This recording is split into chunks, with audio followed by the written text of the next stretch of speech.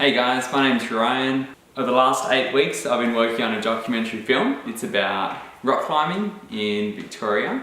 As a climber myself, I'm really passionate about this topic. I like how rock climbing is more of a mental challenge rather than it is a physical challenge a lot of the time. Being confident in what you're doing, keeping calm whilst you're 25 meters in the air dangling on a rope. And I think it's a film that a lot of people really enjoy. And so by week 8 now, I've pretty much finished all of my pre-production, my production, beginning my work on post-production, editing, mixing, working out on my audio and that sort of thing. A lot of work went into the pre-production, brainstorming ideas, I drew a big mind map, but I've been able to narrow it down to something I'm really passionate about, something that I really love. I created a plan with how I wanted to go about making the film, what I wanted to do. My target audience is a bit of a niche audience, the outdoorsy, active types, people of Melbourne that don't know about this little tight-knit climbing community that's right there in the Grampians, only a few hours drive away. I have watched a lot of climbing movies. I guess there's a lot of influence on style, camera work. It is really just about Victorian climbers and Australian climbers and how that is a little bit different to the rest of the world, and how we are kind of a little bit of a smaller alternative sport here still.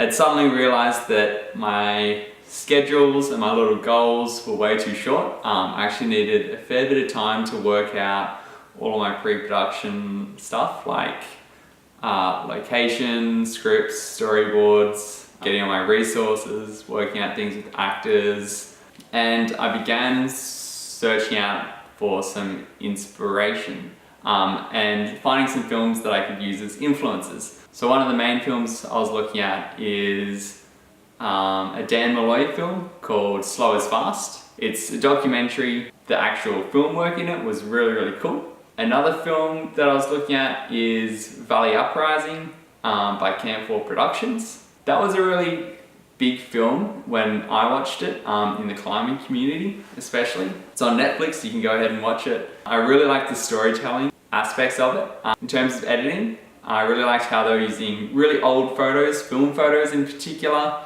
and rather than just slideshowing these photos through, they were masking the photos, making them come to life a little bit. Another thing I had to do in pre-production was find my music. I was looking through a lot of royalty-free music and nothing quite jumped out at me. Jumped on Facebook, I made a post going out to all of my friends saying that if they created music, if they could send some music to me, because I'm in need of some for a new short film that I was creating. Again, in my pre-production phase, a lot of it was about finding skills. So I spent a lot of time going online, looking at YouTube videos on how to use Premiere Pro, things like time lapses, hyperlapses, which would be really beneficial for this project, new editing transitions that I'd never tried before. This is what I based my micro project around, these. So when production phase began, once I planned it all out, I guess me and my crew all headed to the Grampians and we just started shooting. So I've actually got a lot of footage, so it's going to be hard to show you guys right now all of that. So when it comes to editing, I've begun my editing in chunks, and I might edit a 1-minute chunk together, and that you do need dry rock to go climbing, and as it's starting to go into winter now, thankfully I've got most of my shooting out of the way, but it was a pretty big challenge working in and out of the weather.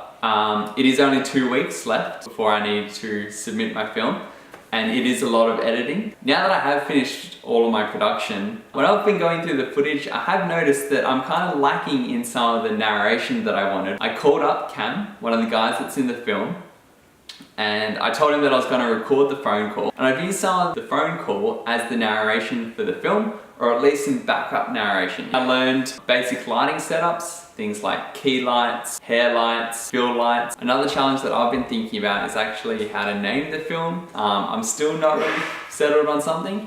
So what I'm gonna do, I guess, to get over this is I'm gonna take it to all of my actors and see what they think. I'm really excited to have this film finished. I can't wait to put it on my portfolio and website, and I hope you guys really enjoy it. I can't wait for you to see it.